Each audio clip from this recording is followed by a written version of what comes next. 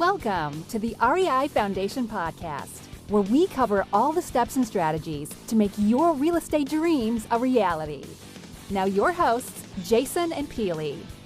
Hi, everybody, and welcome again to the Real Estate Investing Foundation with Jason and Pili. Thank you again for coming and joining us. And today we welcome the amazing Lauren Hardy. Welcome, Lauren. Hi, Lauren. Hi, guys. Good. So a little about Lauren. Lauren Hardy is a real estate investor with a people-first approach to business. She founded Hardy Real Estate Investments, LLC in 2012 with a mission to always operate with the highest degree of integrity and in devotion to taking care of her clients. Her focus for the last 6 years has always make the stressful process of selling a property as hassle-free as possible. And she's learned from years of experience the buying and selling of the property in a traditional way in the marketing isn't always the seller's best option. Today, Hardy REI's core focus is buying investment properties throughout Tennessee, Oklahoma, and Southern California, quite a mix. Lauren has developed a reputation in the industry for persevering in extremely competitive markets, and the key to this has always been because of her diligent work ethic, constantly monitoring the market changes and buying properties based on comparable sales versus speculation. Currently, Lauren lives with her 2 daughters in Southern California. We're jealous here with another rainy, freezing day here in New Jersey, and travels to our market territories several times a year. Wow. Welcome, Lauren. Hi. Good. So Thanks for having me. You're very welcome. And just to take this back, I mean, that's some interesting markets you've picked. And before we get into that, I mean, how'd you first get started? Well, I got started, it was about 6 years ago. I was working in corporate real estate. So I've always worked in real estate since my first internship in college. And I worked the corporate sector. So I worked for a company that owned several buildings in Irvine. They're called the Irvine Company. If you live in my area, you definitely know who the Irvine Company is. I worked for Subway restaurants in development, and then I've also worked for other commercial real estate companies as well before that. So that was, I did the corporate 8 to 5. And it was all great and fine. I loved it until I had my daughter. And I realized that being an 8 to 5 employee, having 6, maybe 7 days a year you're allowed to take off is really difficult when you have a little child. And and not to mention my commute was really far. Like it took me about an hour to get to work every day. So I just was never seeing my daughter. I felt like I would see her for about an hour a day, and then I'd have to put her to bed. And it was really hard. And I just got tired of that life. I really wanted to be there for the important moments of raising my daughter. And I knew that was willing to do anything to do that. So long story short, my brother had been flipping houses a couple years before.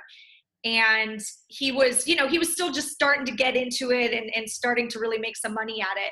And he just suggested, I'm sorry for my dog. Every once in a while, I'm going to have to interrupt and say, shut up, Ruby. Quiet. Sorry. This is like that prime time of the day with the mailman walking her out. That's it. This is prime podcasting. Everything goes. So go for it. I know, right? This is real life. Yeah. Exactly. Real life. So anyway, my brother, he was getting going in real estate, and he just said, I was complaining one day, and I was like, I will do anything just to work from home. Anything, you name it, I'll do it. And he was like, well, why don't you just try like what I do? Flipping houses. And I honestly had no interest in it at all. I never was interested in flipping houses. I was never one of those people that watched HGTV and thought, I've always wanted to do that. Like, did not care about flipping houses at all. But I just heard, wait, I could work from home. Okay, I'll do it. And the next day, like, my brother gave me some training courses that he had, like those CDs, he had purchased some training course. It was Mike Cantu's course. If you ever heard of that guy, he's great. Yes. I love this course. It's amazing. And I just devoured it. And I literally just said, like, 2 weeks later, once I got through the course and I went on Bigger Pockets, I did, sort of got a understanding what is wholesaling real estate, what is flipping real estate. nuts and bolts. How do you do it? How do you market for properties? I taught myself in like 2 weeks, just enough to just do the, just to get going. And I just executed, and I had no money. I had no money. I had a credit card. So I called up Capital One and I was like, okay, I need to like increase my credit card limit. Yeah. And I think I had like $11,000 or something, like credit card limit. And I just put everything on my credit card. I just started the direct mail process. I bought lists and, stamps, and I would get like a letter writer and I would mail these letters to sellers. So that's how I got started, literally, was just this small letter campaign, all funded from my credit card. So had you stopped, you had quit your job by then? And at that point, so you had jumped? No. No way. Okay. No, yeah. Again, I had no money, so I had to still work. Yeah. So I had to work. I kept my work, my job, and I just, I would answer the calls. I would let them go to my cell phone and then answer on my lunch break. Got it. So I would just boom, boom, boom, answer calls. And then I would come home from work. I'd play with my daughter, put her to bed. And then from like, say, 8 o'clock to 11 o'clock at night, I would just comp the houses out and get my offers prepared. And I would just educate myself. Like I would, go on Bigger Pockets and listen to stuff. And I would listen to podcasts on my drive home. So like I learned a lot from Bigger Pockets, I've got to say. Like doing like those podcasts, like that's how I learned. Yeah. There she goes again. And that's because the mailman just came. I promise she'll be quiet. That's fine. It's this mailman. He like goes all around the neighborhood, drives all the dog crazy. So that's it. Anyway, so basically that's how I got started. I just started this basic letter campaign. I'd work during the day.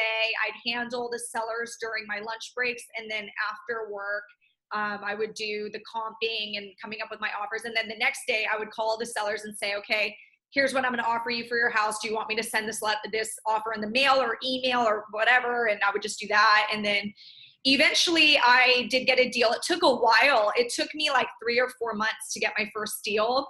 I was getting really discouraged. And a lot of people have that problem. They start and they're like, why have I not gotten my first deal? It's been 2 weeks. Yeah. And I'm like, believe it or not, like this business is actually really hard.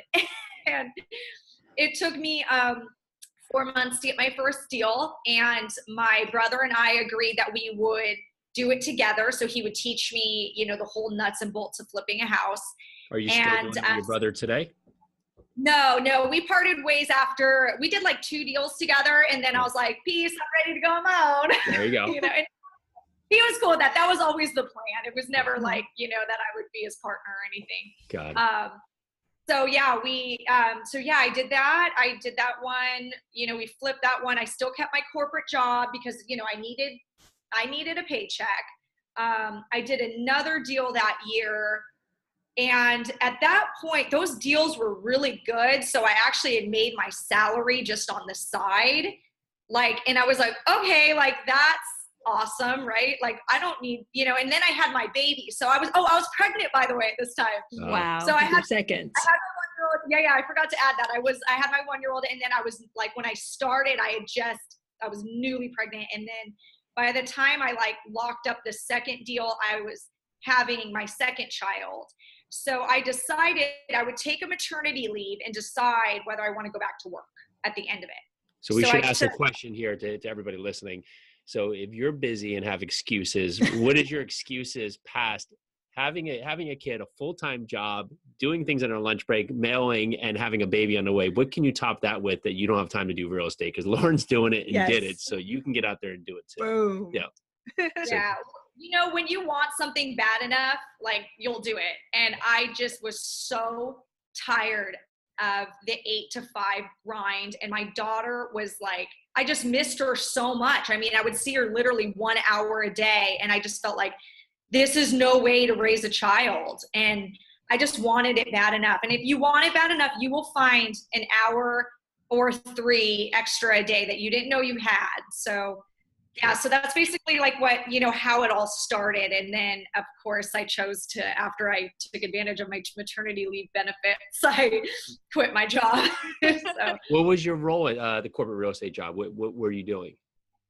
It was, the last job I had was project management for tenant improvement projects in like office buildings. So like, for example, an office building or an industrial building gets a tenant, like a law firm, and they want to build out the office. We own those buildings, so we had to project manage the work they did just to make sure they don't mess up our buildings. So it was a job like that. It was just a project management job. This is so incredible. I'm going to, I just, for some reason, this popped in my head, a hashtag that you like to use is "this mom flips." And like, just your story, it's just like, it gives me so much hope for just like mothers or really busy people out there that think that they can't get into this business. And here you are. And I'm going to repeat this again. I know Jason just said it. Yeah. You're a mother, you have 2 daughters, you're working your butt off on your job, you push it and you push through, and you're making a business for yourself, for your daughters, for your future. I mean, if that's not amazing, I don't know what is. That's amazing, Lauren. Thank you for sharing that. And so you took your first 2 deals and they were wholesales, correct? Yeah. No, they were flips. They were flips. Awesome. So your brother was helping you in that. Great. Have you basically started flipping and carried flipping the whole time?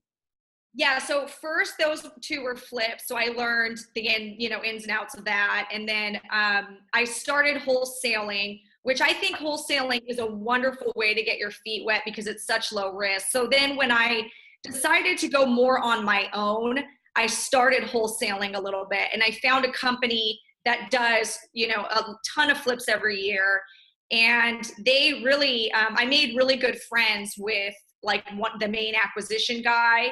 And he really, like, in the process of me wholesaling homes to him or them, he taught me so much in that. And so I would say the next year was almost me exclusively. I would flip a little bit, and then I'd also wholesale to them. And so I was learning and doing, and it was good. I was learning by doing, basically. So that was sort of the next year, 2 years was sort of just still kind of in this growth period. I mean, I do see some people who like go into this business and within 1 year they do like 50 deals. And I don't know how, those people to me are aliens. Like, I don't know how they do it.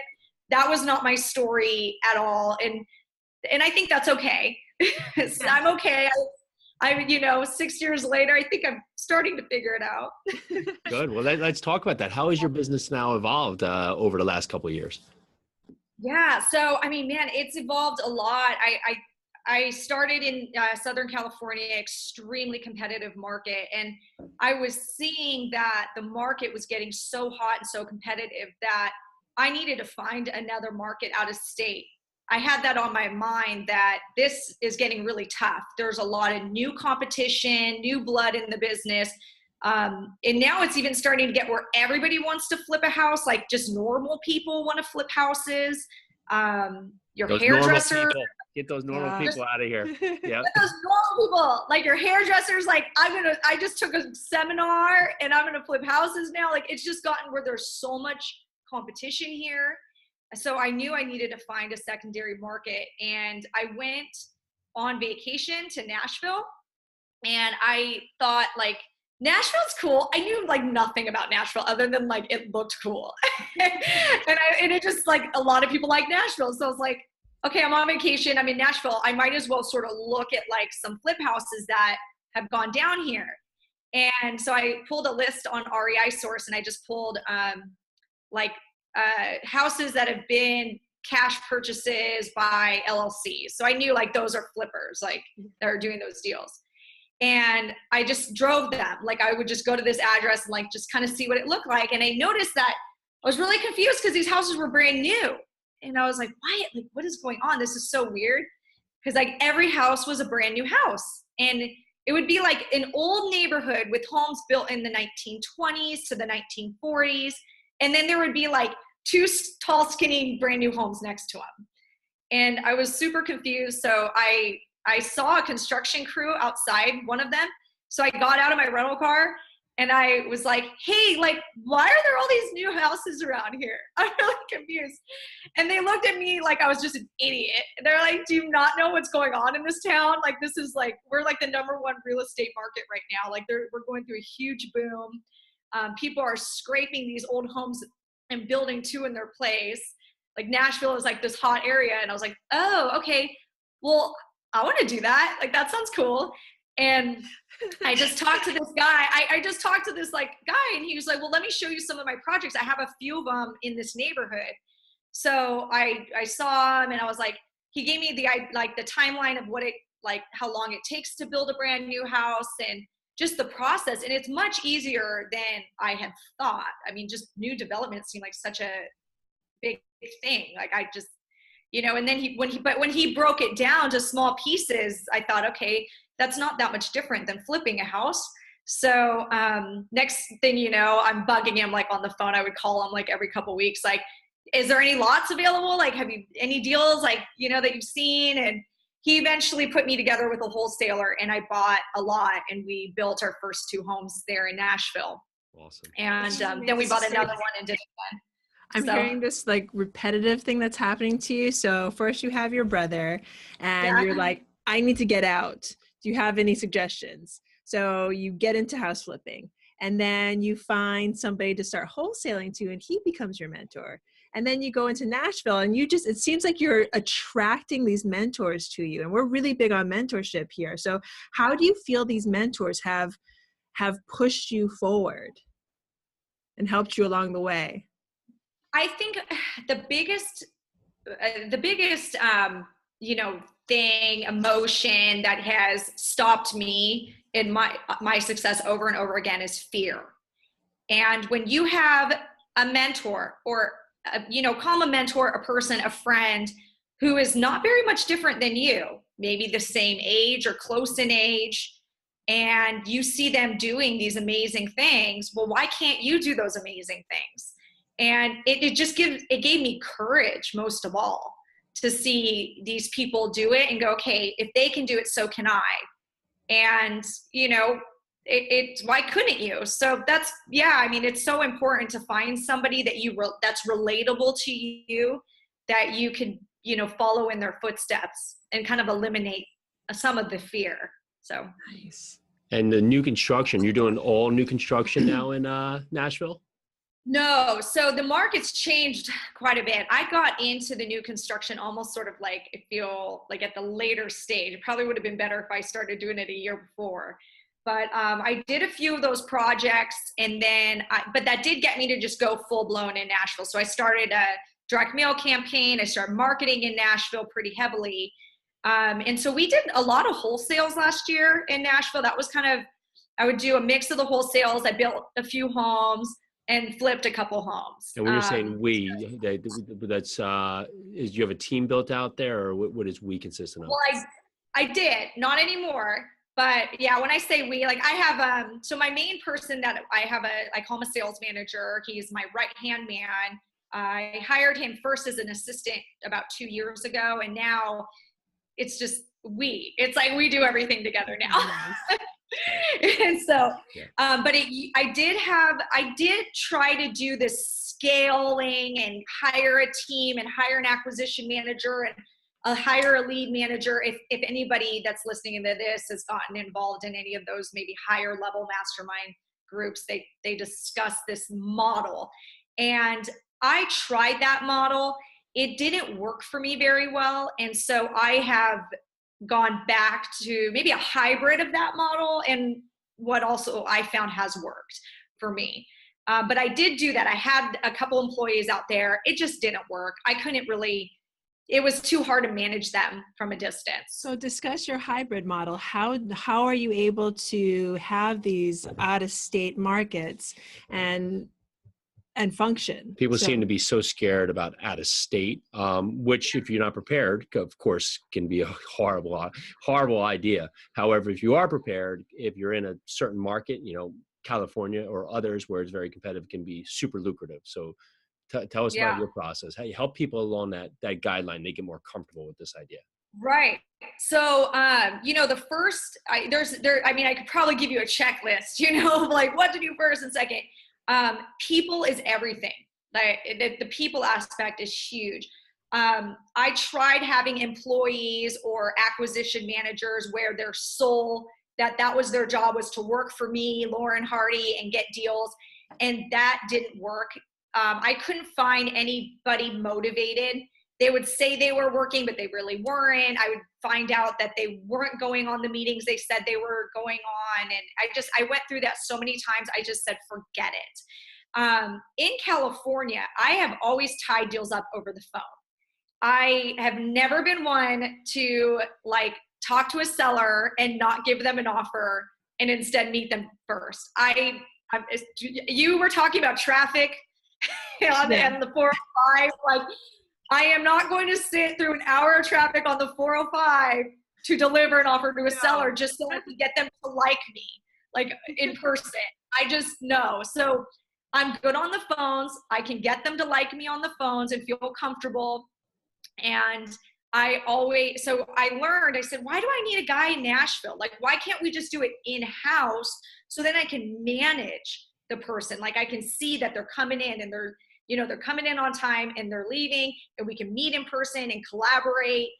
And so I fired everybody from a distance. And now I took acquisitions back on myself with my sales manager. Like, we did a kind of a combination.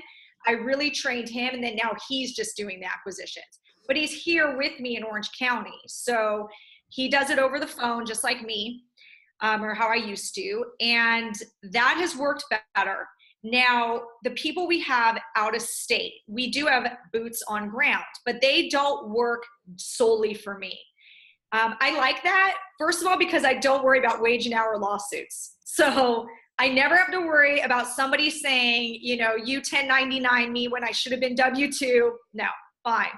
Another thing, I like about it is, like, for example, here are the people you're going to need. You're going to need a really good realtor that's willing to work for you, that's willing to go drive by a house to check it out and tell you if he thinks you should buy it and show you all the comps, and even get you maybe an assistant account so you have access to the MLS in that territory. So I found a realtor that I said, okay, listen, like, I'll give all my listings go to you. I just need that assistant account, and I'll pay for the assistant account. So that's like an important number one relationship to have, is like trusty realtor. Then you have your contractor, and that can be very difficult. I just recently, believe me, I've been kicked in the face with this. Like 2 weeks ago, I had a contractor that was trying out in Oklahoma, ripped me off $10,000. So it happens. This is difficult, but you have to go in it expecting that these things are going to happen. So how do you course correct from the contractor? Because a lot of people, that's another scary thing, is that, if I hire a contractor, I'm going to give them money. So how do you course correct from that? Or what's an actual step you're going to try or take?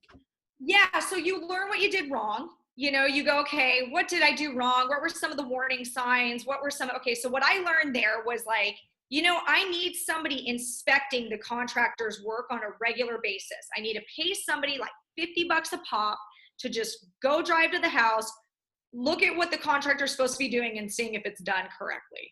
And if it's not done, Lauren doesn't pay them a dime. So I don't trust photos anymore, because this contractor would take blurry photos and make it look like something was done well. And then in real life, it was not done well at all.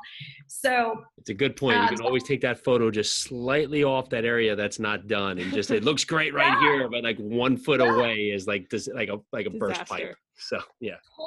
Totally. And so what I have now, the system that I've got going on, and I have a similar in Oklahoma and in Nashville, pretty similar, is you got a real good realtor, you got a contractor or 3 that you can trust by trial and error. The only way to find out is trial and error. You try it out. If it doesn't work out, don't wait too long to fire them. Don't keep burning money, just pull the plug. You're fired, put another contractor in there as soon as possible. So my realtor checks on my contractor. So my realtor gets paid like $100.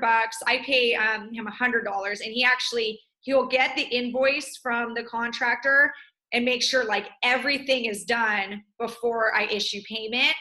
So, and he sends me pictures and the contractor sends me pictures. So I get 2 sets of pictures now from both of them. So that's a really good way. It's just kind of having a checks and balances. Like there's always like somebody has to check on the other person. Well, so because the realtor is also involved, because the realtor wants the house to be done because the realtor gets the listing and the commission. Right. Perfect. Exactly. So that's really all you need. And then, okay, another position that's great to have is just a picture taker. I like the 2 people that we've had the best luck with are like a young, really new realtor that's like super hungry and just needs some spare cash because he hasn't really collected too many commissions yet. So I will pay that person $45 to $60 a pop. When we get so they do 2 things. It's either when we already get a contract in, we say, hey, Alex, can you just go to this address, shake the seller's hand, take some photos, and just let them know we might be back for a more formal inspection, or this might just be it. And so that's sort of how we get our wholesale photos to be able to market. So that's like that cool. It cost me $45, right? Like versus like hiring an employee at $3,000 a month, you know? Yep. So, so that's cool. That's a great situation. Another thing that he does sometimes is like, you know, when you have an older seller and they don't really work email and you need them to sign the contract. So I'll say, hey, Alex, can you get down there today and take this contract and get her to sign it and take pictures? And so that's, you know, there's my acquisitions person. Yeah. It's just a shell of a person to just go there, you know, but it's me on the phone, you know, really doing the negotiating, or now my sales manager, you know. So how'd you find Alex? Like, how do you, like, because people, they have a hard time finding these people, maybe just because they're not looking in the right spot. So what's the suggestion of finding someone like that? So, you know, I used to say Craigslist for some things, but man, I have found some shady people on Craigslist. So I am like, stay off of Craigslist. Just get off of there. I don't recommend Craigslist anymore. Real estate investment Facebook groups are great. That's a great way. So like find your local real estate investment Facebook group. There's usually like 2 or 3 in every major area. I found Alex on that. And there's a lot of like newbie like investors, or there's realtors that want to work with investors there. So that's the like amazing spot. Honestly, Facebook, like I found my realtor who gave me the MLS access on Facebook through Justin Williams' program. Nice. Yeah, I mean, it's like Facebook has been like amazing because you know, you get people that are connected with people and you start feeling comfortable because you're like, okay, well, they know that person that I know. They're, you know, probably not. You can check on them and see, you can call those people that are like, you know, message those people that know them. Oh, have you ever worked with this person? No, Facebook's been amazing. And so has Justin Williams' mentorship program.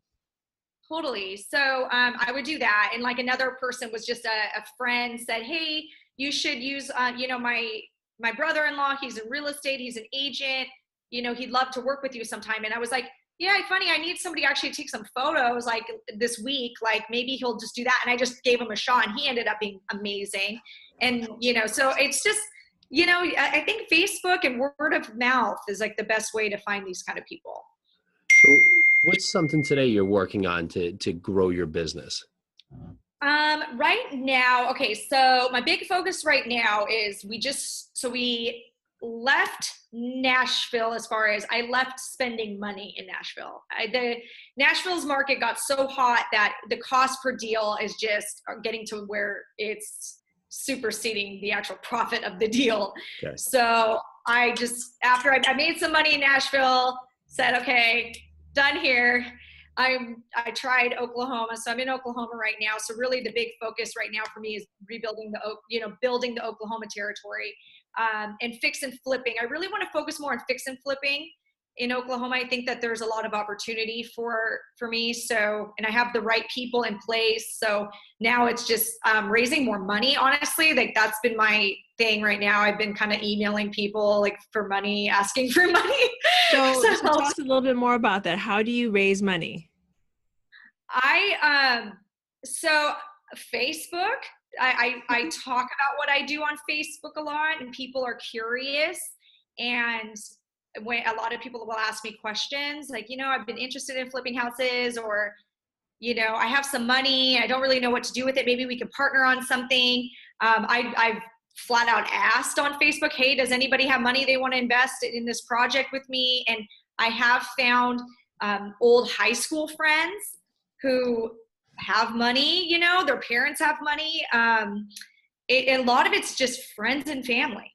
And so how do you, if a new investor, or even seasoned investors have this difficulty, what do you tell investors that have the difficulty of asking for money? Like how do you get over that objection? Like as in kind of an embarrassment? Or just don't want to deal with having to ask for money. It's so much easier just to go to a lender. Like how do you get over that fear of asking? Well, you bring up a good point about going to a lender. So it is always good to have a hard money lender in your back pocket. And I use hard money all the time. I think it's a cost of doing business. And I am so thankful for the hard money lenders in my life. But you do need gap funds to finish a project. So one of the things that you need to change your thought process here. If you know anything about hard money lending, these people are just brokers, and they find the people with the money who, the rich doctor, the rich uncle that just has money and they don't really know what to do with it. And they've got some of it in Wall Street. They've got some of it here, some of it there. Some of it's just sitting in a money market account, like making 1%. So you've got, that. And then you've got this hard money lender who, these are companies that go find these people for you, and they only offer them like 6%. And these people are like, yeah, that's great. Well, the way I look at it is like, here I am over here. Let's skip this middleman. I'll offer you 10%. In fact, if you do 100% of the project and I don't have to pay you interest payments until the project closes, I'll give you 12%, because that's exactly what I'm paying that hard money lender. So like, I might as well just give it all to you. Skip that guy. No offense, hard money lenders. I just talked you up, but this is how I get over that thought process of like, well, there's a lot of people that invest with these hard money lending companies. Why don't you just cut out the middleman and come to me? They're doing it because there's a reason they're doing it. It's a great investment. I mean, 10 to 12% fully secured to an asset. That's the key thing, a fully secured investment. That you're not going to find that everywhere. No. So I know from experience, the people that have invested with me, they keep coming back. So what you say is basically it's having that correct conversation, letting them know that their money is secured by an asset, and then getting over your own mindset and having a track record. You've been successful. You show your projects. You're talking about what you're doing, and you're coming through with your investors because they're repeat customers. So, yeah, you do have to go out there and show you can do it. Maybe people will believe it from other things you've done in life or your consistency, but showing and having proof of the pudding and repeating definitely stands out. So, yeah, great job. Yeah, I mean, a track record is super important, but what do you do if you don't have a track record?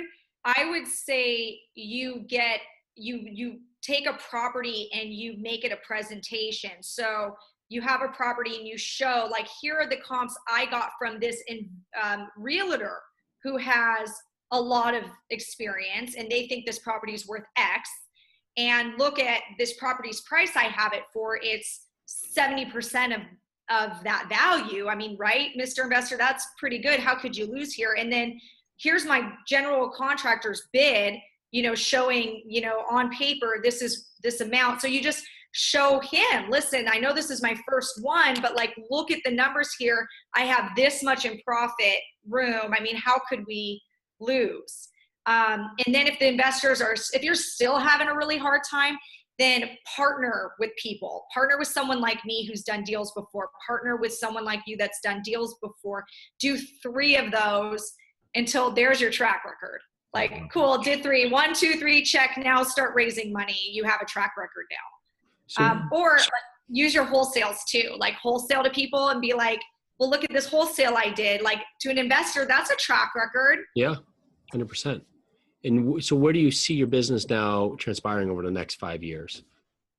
I really want to get Oklahoma built up. And I think that's a pretty stable market where I'll be able to stay for a while. I would like to come back to California if it cools off. I do have some projects right now in California. So I do get like a residual, like 3 random projects in California since I've totally stopped marketing. I still get like random ones here and there from referrals or someone who saved my postcard from 2 years ago. It So, happens. I mean, It happens. it That's right. happens. It happens. I literally just bought, I did a 6 property portfolio from a guy that saved my card, like from 2 years ago. I mean, it was like, Wow. that's so 6 deals in one because he saved my card. So, you know, I want to, but I would love to be back. I mean, I miss the face-to-face interaction with my contractors out here. And I love like my people that I work with out here. So I would love to do more in California I think when the market cools down, I'll definitely, you know, get back into more California stuff.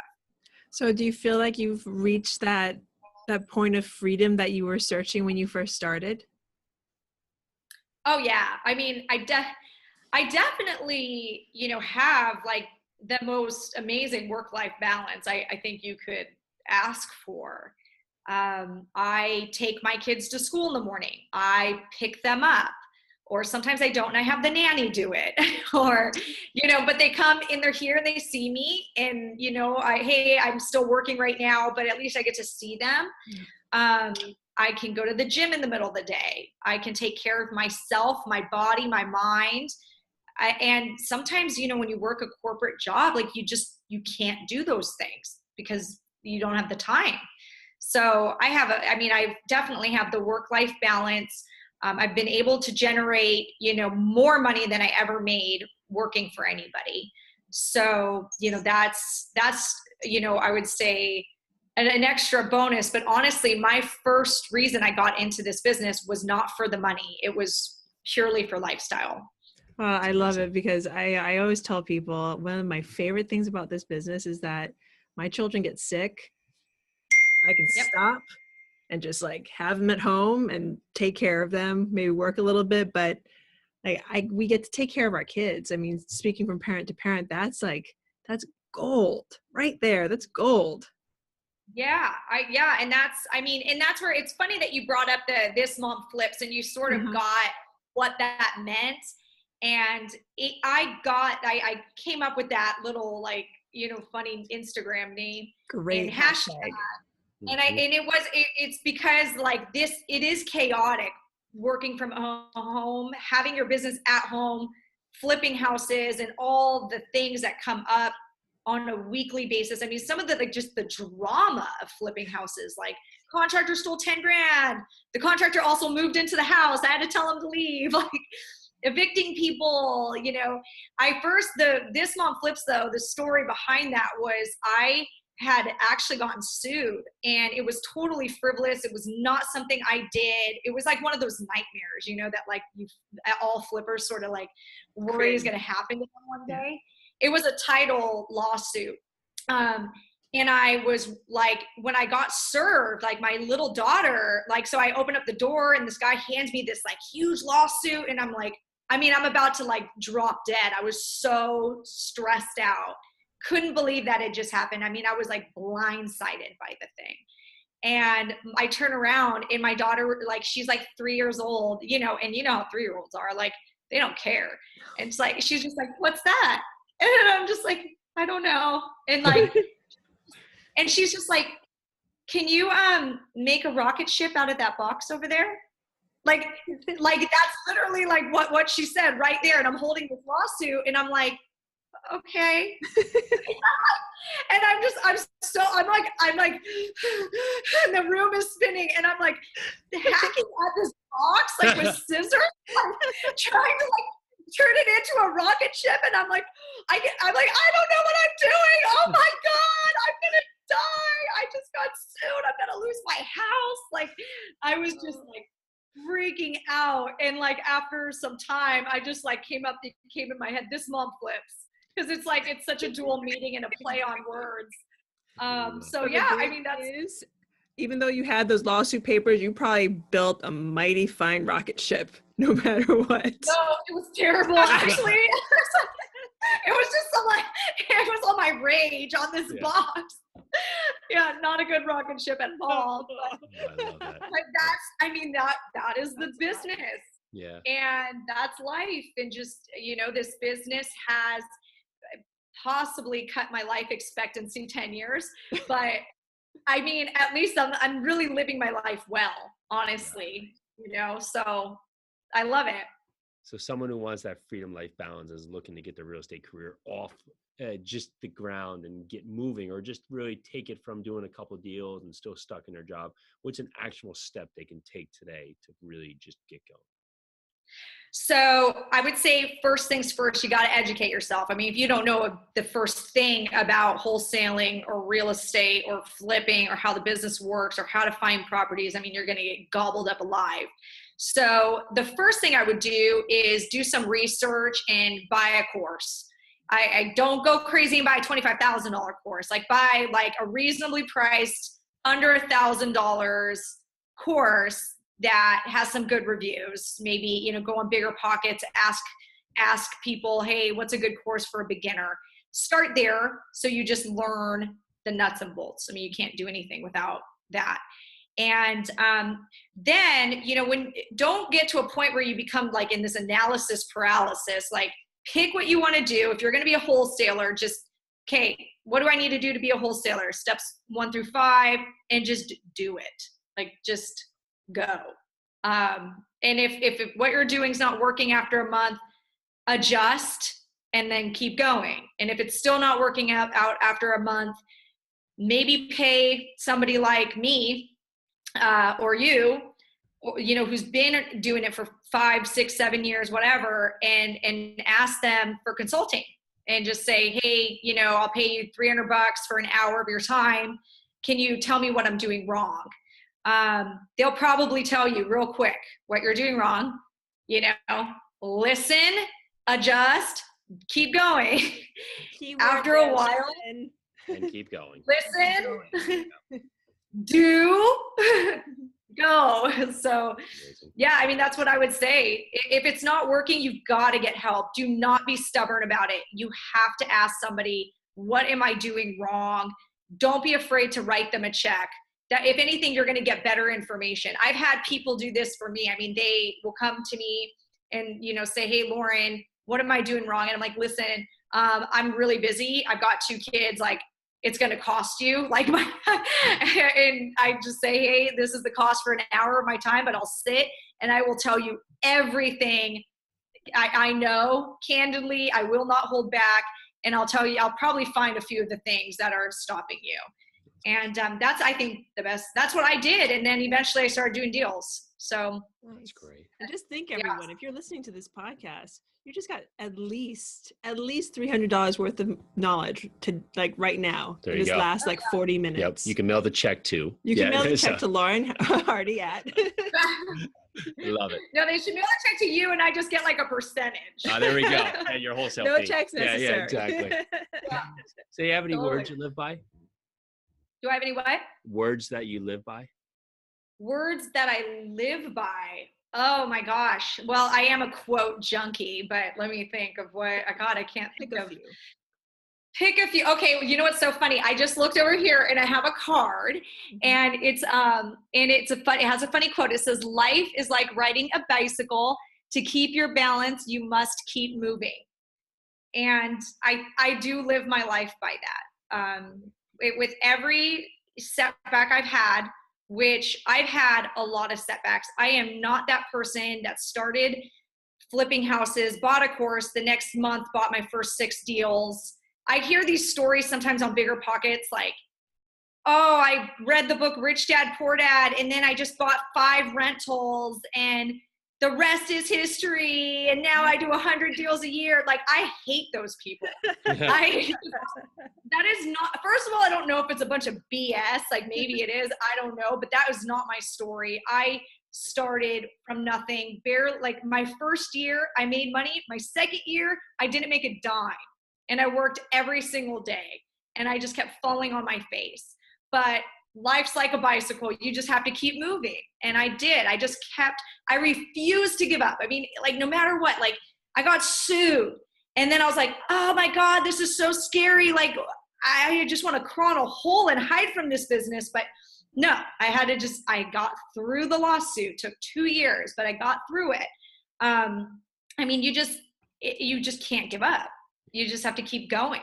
So, and believe me, I mean, I'd had a very tough time in this business in the last 6 years. So, but it's I don't know, every year's better. Every year it keeps getting better and better. And so it's worth it. And you're with your daughters. So exactly. There you go. Work-life balance. I've got the best work-life balance. So that's, the most important thing. So I have a feeling you already know the answer to this question, but what is your big why? Yep, you got it. Mhm. It's my daughters. My biggest why, and if, again, just talking about people in your life, and not to just kind of sound like a cheesy motivational speaker, but, in my life, I've had some personal setbacks. I'm divorced. I'm a single mom now. I wasn't when I started this business. So I also, been through a lot. And my biggest why right now is that although me and my kids are, we have 2 houses, and I really, really, really wanted that every day, Monday through Friday, I'm the person that picks my kids up from school, and they stay with me until their dad gets home from work. And then when it's, his nights, he picks them up and does the sleepover at his house. And then again, they go to school, they see me, boom, I pick them up again the next day. So when it almost feels like we're not in 2 houses, because I see them, 5 days, Monday through Friday consistently, and they have that consistency. So that is a huge, huge why. If I had to go back and get a job, I would probably not see my kids very much, and that would be very devastating to me. So that's my why. Well, thank you for that. And this has been a lot of fun. So enlightening. So just, this has touched exactly me in so many different aspects of how we're running our life. So yeah, if listeners like to connect with you, what's the best way? You can find me on Facebook. I do want to start the This Mom Flips blog. I've been saying it for like 2 years. Do it. And eventually I will. And I would like to be able to, reach out to people in that way. And that blog and maybe get more into the, talking more about mom work-life balance versus it's not going to be like all real estate. I mean, it's more just juggling work-life balance. But yeah, find me on Facebook or shoot me an email. We can put the email in your show notes, I guess. Yes, please. So yeah, whatever, email, so Facebook. We have an action step for Lauren here. But the next time we talk to her, we're going to be announcing her new blog, This Mom Flips. Love it. So you're get on now. That. Yep. I have to do it. I know. I have to do it. No. I have been, like I said, it is really, I admire you guys. It's really hard to put yourself out there. There are so many online trolls. And literally, for example, I just posted that I'm buying bunnies for Easter. And I had no idea how many people are passionate about bunnies and bunny cruelty and how many people were like, don't buy bunnies, adopt, don't shop. And I'm just it makes you not want to put yourself out there. Yeah. In New Jersey, nobody cares. Yeah. So there's bunnies in our backyard. We'll just go. Yeah. So pick one up. Totally. But yeah, it's hard to put yourself out there. And so that's my fear is me stopping. But you know what? I need to listen to myself. Like I said, I need to find a mentor that's put themselves out there like you guys, and maybe you mentor me in that way of just get over that fear and, share your ideas to the world, because really when you share your ideas, you're reaching so many people and helping. And that's, really what I want to do. This idea isn't to make money. It's just kind of like a creative outlet for me. So I need to just go ahead and do it. You're going to do it. And I'm telling the listeners out there, if you're listening to this podcast, I'd say maybe let's say about 50 podcasts from now, we're going to have Lauren back on here. Yeah. We'll be announcing her blog. Yeah, we could dive a little more into market metrics, and that would be a good one to talk back on why you chose Oklahoma on the next show for sure. Okay. Yeah. Oh, absolutely. We could definitely talk about that. Good. So, well, thank you so much. Thank you so much for joining us today, Lauren. This has been so insightful. And thank you to everyone else out there. We're so grateful that you came on the show today. This is the Real Estate Investing Foundation with Jason and Pili. Thank you again for listening. Bye now. Thanks for tuning into the REI Foundation podcast. Check back next time for more awesome tips and strategies to launch your new you in real estate.